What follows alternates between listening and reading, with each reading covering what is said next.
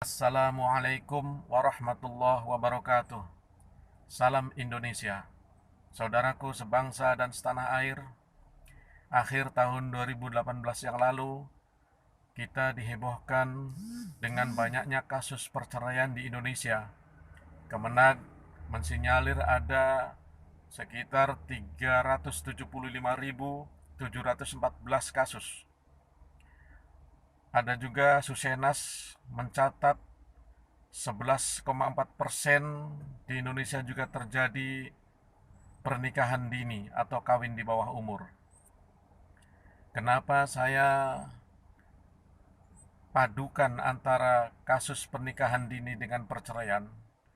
Karena ada satu pengalaman di satu daerah tertentu. Saya pernah mengamati banyak sekali kasus pernikahan dini, kawin muda, baru tamat SD 2-3 tahun dikawinkan. Bahkan lagi sekolah SMP, kalau ada yang melamar, sekolahnya putus langsung kawin. Saya bertanya kepada masyarakat setempat, bahkan beberapa pemimpin lokalnya, kenapa terjadi seperti ini di sini? Mereka pada umumnya menjawab, ya daripada pada kawin sendiri lebih baik dikawinkan. Ada juga yang menyatakan karena takut berbuat zina. Sebelum terjadi sesuatu, mereka segera saja lekas-lekas dikawinkan. Karena alasannya sangat syar'i, sesuai dengan syariat, saya tentunya tidak berani protes. Takut kualat. Tetapi beberapa tahun kemudian, di daerah itu tumbuh subur janda-janda muda. Saya kaget. Dan yang jadi janda itu adalah mereka yang kawin muda atau pernikahan dini yang ada di situ. Nah, namanya janda itu kan secara biologis masih normal, tetapi pasangannya sudah tidak ada. Maka problem berikutnya adalah ya mulai terganggu rumah tangganya orang. Kalau bukan jandanya mengganggu suami orang, yang paling parah para suami yang juga suka mengganggu para janda ini. Problem tidak sampai di situ saja. Beberapa tahun berikutnya saya kaget. Muncul di televisi swasta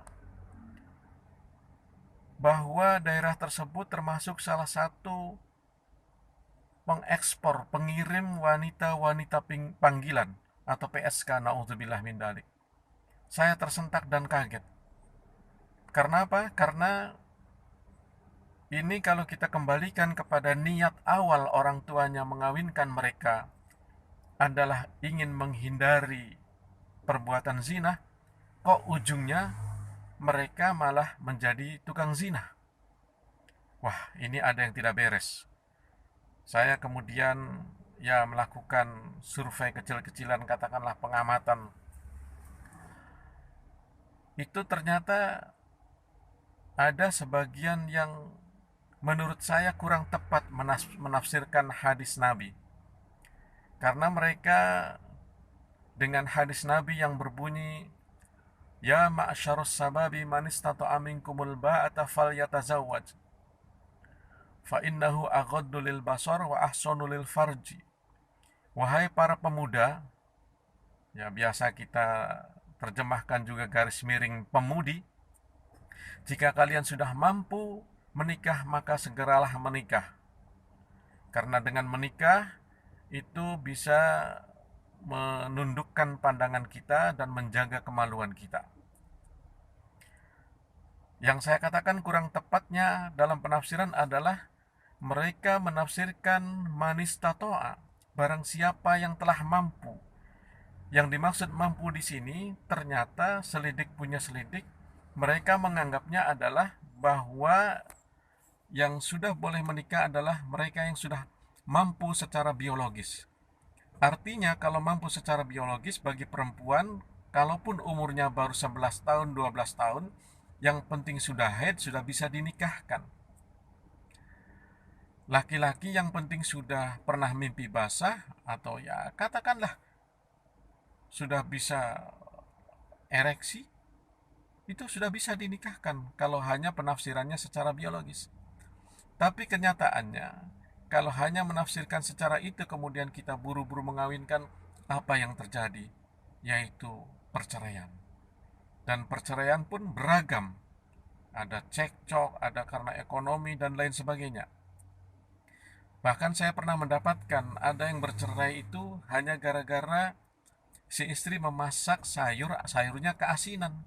Suami tidak suka, marah-marah. Si istri pulang sama orang tuanya, tidak mau kembali dan minta cerai.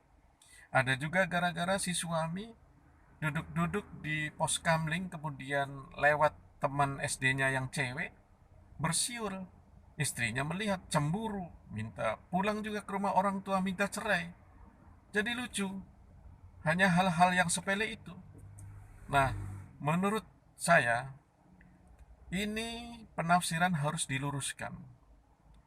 Yang dimaksud manistato'a minkumul ba'ata di situ, kuasa di situ, mampu di situ, bukan hanya mampu secara biologis, tetapi mampu segala-galanya. Dalam arti, mampu biologisnya oke, sudah balik, sudah akil balik, mampu psikologisnya, mentalnya siap,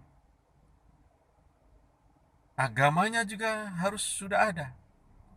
Bahkan lebih sempurna lagi jika mampu secara finansial atau ekonomi.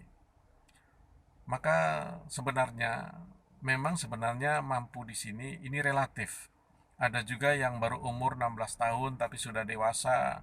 Ada juga yang umur 21 tahun tetapi masih kanak-kanak, ada seperti itu.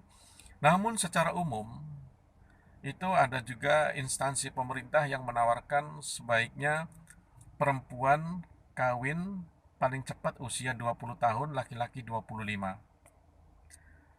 Ya sebenarnya ini ideal sekali. Tapi kita sudah bersyukur karena undang-undang perkawinan yang dulunya 16 tahun bagi perempuan, 19 tahun bagi laki-laki, undang-undangnya sudah berubah tahun 2019, yakni 19 tahun perempuan dan 19 tahun laki-laki. Sebenarnya memang ini juga saya merasa kurang puas karena mungkin bagusnya sih ketika usia perempuan dinaikkan, usia laki-laki juga dinaikkan.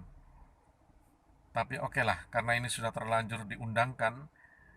Kenapa saya berpendapat 25 tahun? Karena kalau 25 tahun itu diharapkan laki-laki juga sudah mampu secara finansial. Nabi Muhammad menikah pertama kali itu umur 25 tahun. Dalam sejarah 12 tahun Nabi Muhammad sudah pintar berdagang. Artinya 25 tahun sudah sangat pintar lagi berdagang. Ini sangat ideal. Itulah sebabnya saudaraku sebangsa dan setanah air, tolong anak-anak kita usahakan kalau memang